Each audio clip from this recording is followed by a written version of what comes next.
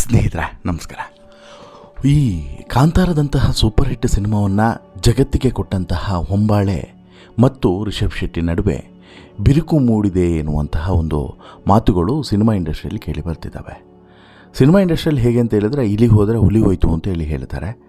But ಈ ಬೆಂಕಿ ಹೊಗೆ ಇರೋದೇ ಬೆಂಕಿ ಏನು ಬರಲ್ಲ ಅಲ್ವಾ, ಅದೇ ರೀತಿ ಇಲ್ಲಿ ಆಗಿರೋದಂತೂ ಸತ್ಯ. ಬಟ್ ಆದರೆ ಏನಾಗಿದೆ, ಬಿರುಕು ಮೂಡಿರೋದು ಯಾಕೆ, ಮತ್ತು ಇಲ್ಲಿ ಪ್ರಮುಖವಾಗಿ ಈ ಅನುಮಾನ ಮೂಡೋದಕ್ಕೆ ಕಾರಣ ಆಗಿದೆ ಏನು ಹೇಳಿ, ಹೊಂಬಾಳೆಯನ್ನು ರಿಷಬ್ ಅನ್ಫಾಲೋ ಮಾಡಿದ್ರು ಅನ್ನೋಂಥ ವಿಚಾರ. ಇನ್ಸ್ಟಾದಲ್ಲಿ ಜಸ್ಟ್ ಹೊಂಬಾಳೆಯನ್ನು ರಿಷಬ್ ಶೆಟ್ಟಿ ಅನ್ಫಾಲೋ ಮಾಡಿದ್ರು ಅಂತೇಳಿ. ಈ ಒಂದು ಅನ್ಫಾಲೋ ಮಾಡಿದ್ದು ಯಾವ ಪರಿಪ್ರಮಾಣದಲ್ಲಿ ಚರ್ಚೆಗೆ ನಾಂದಿ ಹಾಡುತ್ತೆ ಅನ್ನೋದಕ್ಕೆ ಸಾಕ್ಷಿ ಇದು ಅಂತಲೇ ಹೇಳ್ಬೋದು. ಒಂದು ಭಾಗ. ಎರಡನೇ ಭಾಗ, ಈಗ ಕಾಂತಾರ ಪಾರ್ಟ್ 3 ಕೂಡ ಅನೌನ್ಸ್ ಆಗಿದೆ. 2 ಭಾಗ ಬಂದಿದೆ, ಮುಂದಿನ ಭಾಗನೂ ಕೂಡ ಬರೋದಿದೆ. ಹಾಗಾದರೆ ಆ ಮುಂದಿನ ಭಾಗಕ್ಕೆ ಯಾರಪ್ಪ ಪ್ರೊಡ್ಯೂಸರ್ ಆಯಿತಾ? ಒಂದು. ಎರಡನೇದು, ಇದರ ಬೆನ್ನಲ್ಲೇ ಈಗಾಗಲೇ 2ನೇ ಹಂತದ ಈ ಒಂದು ಶೂಟಿಂಗ್ ಶುರು ಆಗುತ್ತೆ ಅನ್ನುವಂಥದ್ದನ್ನು ಇಲ್ಲಿ ಘೋಷಣೆ ಮಾಡಿದ್ದಾರೆ. ಯಾರು? ರಿಷಬ್ ಶೆಟ್ಟಿ. ಹಾಗಾದರೆ ಅದಕ್ಕೆ ಯಾರು 3ನೇ ಪಾರ್ಟಿಗೆ ಕಂಪ್ಲೀಟ್ ಅನ್ನೋಂಥ ಬಂಡವಾಳ ರಿಷಬ್ ಶೆಟ್ಟಿ ಹಾಕ್ತಾರಾ, ಹೊಂಬಾಳೆಯನ್ನು ಹೊರಗಡೆ ಇಡ್ತಾರಾ ಅನ್ನುವಂಥದ್ದು ಈಗಿರುವಂತಹ ಒಂದು ಪ್ರಶ್ನೆ. ಈ ಹಿಂದೆ ಆಗಿರುವಂಥ ಅಗ್ರಿಮೆಂಟ್ ಹಾಗಾದರೆ ಹೇಗಿದೆ, ಇನ್ನು ಮುಂದೆ ಅದು ಹೇಗೆ ಇಂಪ್ಲಿಮೆಂಟ್ ಆಗಲಿದೆ, ಸರಿ ಹೋಗೋದೇ ಇಲ್ವಾ, ಹೀಗೆ ಸಾಕಷ್ಟು ಪ್ರಶ್ನೆಗಳು ಈಗ ಎದ್ದಿದ್ದಾವೆ. ಎಲ್ಲದಕ್ಕೂ ಕೂಡ ಉತ್ತರವನ್ನು ಒನ್ ಬೈ ಒನ್ ನೋಡ್ತಾ ಹೋಗೋಣ. ಅದಕ್ಕಿಂತ ಮುಂಚೆ ನೀವಿನ್ನೂ ಕೂಡ ನಮ್ಮ ಚಾನಲನ್ನು ಸಬ್ಸ್ಕ್ರೈಬ್ ಮಾಡಿಲ್ಲ ಅಂದರೆ ದಯವಿಟ್ಟು ಕೂಡಲೇ ಸಬ್ಸ್ಕ್ರೈಬ್ ಮಾಡಿ ಸ್ನೇಹಿತರೆ. ಕಾಂತಾರ ಆಯಿತು, ಕಾಂತಾರ ಚಾಪ್ಟರ್ 1 ಕೂಡ ಆಯಿತು. ಎರಡೂ ಕೂಡ ಬ್ಲಾಕ್ ಬಾಸ್ಟರ್ ಹಿಟ್ಗಳೇ. ಸದ್ಯ ಈಗ ಎಲ್ಲರ ಚಿತ್ತ ಇರುವಂಥದ್ದು ಕಾಂತಾರ ಚಾಪ್ಟರ್ 2 ಇದರ ಮೇಲೆ. ಆದರೆ ಇದೀಗ ಕಾಂತಾರ ಕ್ರಿಯೇಟರ್ ರಿಷಬ್ ಶೆಟ್ಟಿ ಹಾಗೂ ನಿರ್ಮಾಣ ಸಂಸ್ಥೆ ಹೊಂಬಾಳೆ ನಡುವೆ ಮನಸ್ತಾಪ ಆಗಿದೆ ಎನ್ನುವಂತಹ ಒಂದು ಮಾತುಗಳು ಕೇಳಿ ಬರ್ತಾ ಇದ್ದಾವೆ.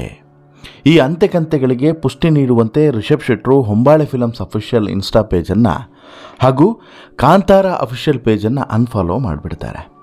ಯಾವಾಗ ಅನ್ಫಾಲೋ ಮಾಡಿದರೂ ಆಗ ಇಬ್ಬರ ನಡುವೆ ಬಿರುಕು ಮೂಡಿದೆ ಅನ್ನೋದು ಸ್ಪಷ್ಟವಾಗುತ್ತೆ. ಯಾಕಂದರೆ ಇತ್ತೀಚೆಗೆ ತೆಲುಗಿನ ಬ್ಯಾನರ್ ಜೊತೆಗೆ ರಿಷಬ್ ಜೈ ಹನುಮಾನ್ ಸಿನಿಮಾ ಮುಹೂರ್ತ ಕಾರ್ಯಕ್ರಮದಲ್ಲಿ ಭಾಗಿಯಾಗಿದ್ದರು. ಇದೀಗ ಈ ತರಹದ ಸುದ್ದಿ ಭುಗಿಲೆದ್ದಿರೋದು ಇಡೀ ಕರುನಾಡಿನ ಮಂದಿಗೆ ಅಚ್ಚರಿಯ ಮೂಡಿಸಿದೆ. ಇದರ ಬೆನ್ನಲ್ಲೇ ರಿಷಬ್ ಶೆಟ್ಟಿ ಒಂದು ಹೊಸ ಸಿನಿಮಾದ ಅನೌನ್ಸ್ಮೆಂಟನ್ನು ಕೂಡ ಮಾಡೋದಕ್ಕೆ ಮುಂದಾಗಿದ್ದೂ ಕೂಡ ಎಲ್ಲೋ ಒಂದು ಕಡೆ ಇದು ಎಲ್ಲವೂ ಕೂಡ ಸರಿ ಇಲ್ಲ, ಒಂದಕ್ಕೊಂದು ಲಿಂಕ್ ಇದೆ ಅನ್ನೋದು ಸ್ಪಷ್ಟವಾಗಿ ಕಾಣಿಸ್ತಿದೆ. ಅಸಲಿಗೆ ರಿಷಬ್ ಶೆಟ್ಟಿ ಮತ್ತು ಈ ಹೊಂಬಾಳೆ ಫಿಲ್ಮ್ಸ್ನವರು ಅಣ್ಣ ತಮ್ಮಂದರ ರೀತಿ ಇದ್ದರು. ಕಾರಣ ಏನು ಅಂತ ಹೇಳಿದ್ರೆ, ರಿಷಬ್ ಶೆಟ್ಟಿಯ ಕಾಂತಾರ ಸಿನಿಮಾದ ಮೇಲೆ ಒಂದು ನಂಬಿಕೆಯನ್ನು ಇಟ್ಟುಬಿಟ್ಟು ಆ ನಂಬಿಕೆಗೆ ಹಣವನ್ನು ಹೂಡಿದ್ದು ಆರಂಭದಲ್ಲಿ ದೊಡ್ಡ ಚಾಲೆಂಜಸ್ಸೇ. ಏನೂ ಕೂಡ ಗೊತ್ತಿಲ್ಲ ಅಲ್ವಾ, ಕಾಂತಾರ ಈ ಪರಿಪ್ರಮಾಣದಲ್ಲಿ ಹಿಟ್ ಆಗಬಹುದು ಅನ್ನುವಂತಹ ಸಣ್ಣದೊಂದು ನಿರೀಕ್ಷೆಯೂ ಕೂಡ ಇರಲಿಲ್ಲ. ಹಾಗಿರುವಂಥ ಸಂದರ್ಭದಲ್ಲಿ ಕಾಂತಾರದಂತಹ ಸಿನಿಮಾಕ್ಕೆ ಬಂಡವಾಳವನ್ನು ಹೂಡಿ ನಂತರ ಆ ಸಿನಿಮಾ ಏನೆಲ್ಲ ಕೇಳಿತೋ ಅದೆಲ್ಲವನ್ನು ಕೂಡ ಪೂರೈಸಿ ಈ ಸಿನಿಮಾದ ಪ್ರಚಾರ ಮತ್ತು ಫಾರಿನ್ನವರೆಗೆ ತೆಗೆದುಕೊಂಡು ಹೋಗಿದ್ದು ಎಲ್ಲವೂ ಕೂಡ ಸಾಧನೆ. ಅದರ ಹಿಂದೆ ನಿರ್ಮಾಪಕರ ಶ್ರಮ ಇರಲೇಬೇಕು. ಇದರ ನಡುವೆ ಈಗಾಗಲೇ ಈ ರಿಷಬ್ ಮತ್ತು ಈ ಹೊಂಬಾಳೆ ಫಿಲ್ಮ್ಸ್ನ ನಡುವೆ ಎಲ್ಲೋ ಒಂದು ಕಡೆ ಸಣ್ಣದಾಗಿ ಮನಸ್ತಾಪ ಶುರುವಾಗಿದೆಯಾ ಅನ್ನುವಂಥ ಪ್ರಶ್ನೆ ಏಳುವಂತೆ ಮಾಡಿದೆ. ಕಾಂತಾರ ಸಿನಿಮಾ 450 ಕೋಟಿ ರೂಪಾಯಿ, ಕಾಂತಾರ ಚಾಪ್ಟರ್ 1 ಸಿನಿಮಾ 900 ಕೋಟಿ ರೂಪಾಯಿ ಗಳಿಸೋದ್ರ ಮೂಲಕ ವಿಶ್ವದ ಗಮನವನ್ನು ಸೆಳೆದಿರುವಂತಹ ಸಿನಿಮಾಗಳು. ರಿಷಬ್ ಶೆಟ್ಟಿ ನಟಿಸಿ ನಿರ್ದೇಶಿಸಿದಂತಹ ಸಿನಿಮಾಕ್ಕೆ ಬೆವರಿನ ಜೊತೆಗೆ ರಕ್ತವನ್ನು ಕೂಡ ಹರಿಸಿ ಸಾವಿನ ಜೊತೆಗೆ ಸರಸವನ್ನು ಆಡಿ ಅದ್ಭುತವಾದಂತಹ ಸಿನಿಮಾವನ್ನು ನಮಗೆ ಕೊಟ್ಟಿದ್ದಾರೆ. ಮನಮೋಹಕವಾದಂಥ ನಟನೆ ಎಲ್ಲರ ಮೆಚ್ಚುಗೆಗೆ ಪಾತ್ರವಾಗಿದೆ.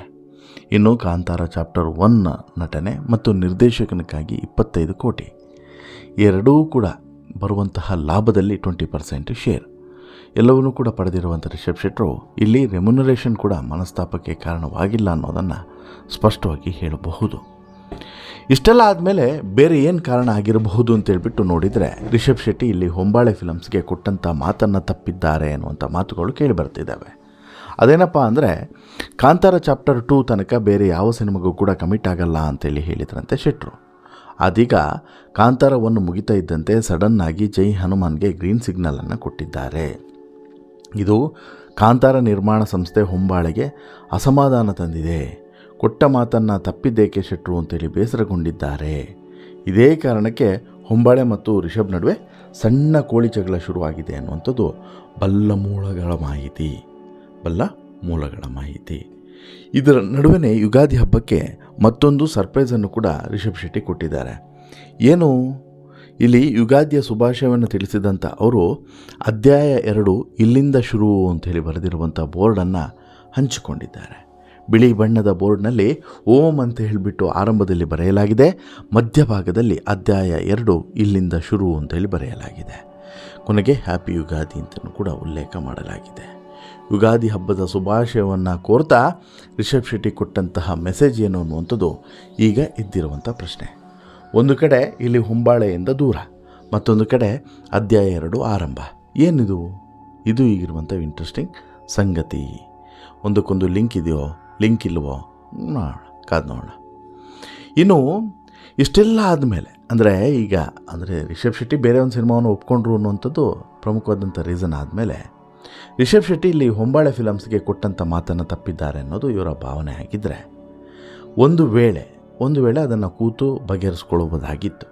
ಆದರೆ ಅದು ಆಗಿಲ್ಲ ಇದುವರೆಗೆ. ಇದು ತುಂಬ ತಲೆ ಕೆಡಿಸ್ಕೊಳ್ಳುವಂಥ ಮ್ಯಾಟ್ರು ಅಲ್ವೇ ಅಲ್ಲ. ಯಾಕಂದರೆ ರಿಷಬ್ ಶೆಟ್ಟಿ ಜಗಮೆಚ್ಚಿದ ನಿರ್ದೇಶಕ ಕಮ್ ನಟ. ಇತ್ತ ಹೊಂಬಾಳೆ ಫಿಲ್ಮ್ಸ್ ಕೂಡ ಕನ್ನಡ ಚಿತ್ರರಂಗದತ್ತ ಇಡೀ ವಿಶ್ವವನ್ನೇ ತಿರುಗಿ ನೋಡುವಂತೆ ಮಾಡಿದಂತಹ ಪ್ರೊಡಕ್ಷನ್ ಹೌಸು. ನಮ್ಮ ನಾಡು, ನುಡಿ, ಸಂಸ್ಕೃತಿಯನ್ನು ಅಂತಾರಾಷ್ಟ್ರೀಯ ಮಟ್ಟದಲ್ಲಿ ಕೊಂಡೊಯ್ಯೋದರಲ್ಲಿ ಹೊಂಬಾಳೆಯ ಪಾತ್ರ ಪ್ರಮುಖವಾಗಿದೆ. ಹೀಗಾಗಿ ಇದನ್ನು ತುಂಬ ಮೆಚ್ಯೂರ್ಡಾಗಿ ಇತ್ಯರ್ಥ ಮಾಡ್ಕೊಳ್ಬೋದಾಗಿತ್ತು, ಮಾಡ್ಕೊಳ್ತಾರೆ ಅನ್ನುವಂಥ ನಂಬಿಕೆಯೂ ಕೂಡ ಇದೆ. ಬಹುಶಃ ಇವತ್ತು ಇದರ ಬಗ್ಗೆ ಮಾತುಕತೆ ಅಥವಾ ನಾಳೆ ಮಾತುಕತೆ ನಡೆದು ಬಹುಶಃ ಇದಕ್ಕೊಂದು ಕ್ಲಾರಿಟಿ ಸಿಗಬಹುದೇನೋ. ಬಟ್ ಎಲ್ಲೋ ಒಂದು ಕಡೆ ರಿಷಬ್ ಮಾತ್ರ ಅಧ್ಯಾಯ 2ರ ಒಂದು ಪೋಸ್ಟರನ್ನು ಹಂಚಿಕೊಂಡಿರುವಂಥದ್ದು ಇದು ಏನು ಅನ್ನುವಂಥ ಕುತೂಹಲ, ಮತ್ತು ಇದಕ್ಕೂ ಹೊಂಬಾಳೆಗೂ ಏನಾದರೂ ಲಿಂಕ್ ಇದೆಯಾ ಅನ್ನುವಂಥ ಕುತೂಹಲ ಹೆಚ್ಚಾಗುವಂತೆ ಮಾಡಿದೆ ಅನ್ನೋದರಲ್ಲಿ ಡೌಟೇ ಇಲ್ಲ. ನೋಡಿ, ಇದಕ್ಕೂ ಕೂಡ ಉತ್ತರ ಸಿಗ್ಬೋದು. ಬಟ್ ನಿಮ್ಮ ಪ್ರಕಾರ ಏನಾಗಿರಬಹುದು, ಈ ಎರಡೂ ವಿಚಾರಗಳಲ್ಲೂ ಕೂಡ ಏನಾಗಿರ್ಬೋದು ಅಂತೇಳಿ ಕಮೆಂಟ್ ಮಾಡಿ ತಿಳಿಸಿ. ಜೊತೆಗೆ ಈ ಶೋ ಇಷ್ಟ ಆಯಿತು ಅಂತ ಹೇಳಿದ್ರೆ ಲೈಕ್ ಮಾಡಿ, ಶೇರ್ ಮಾಡಿ, ಚಾನಲ್ಗೆ ಸಬ್ಸ್ಕ್ರೈಬ್ ಆಗೋದನ್ನು ಮರಿಬೇಡಿ. ಧನ್ಯವಾದ.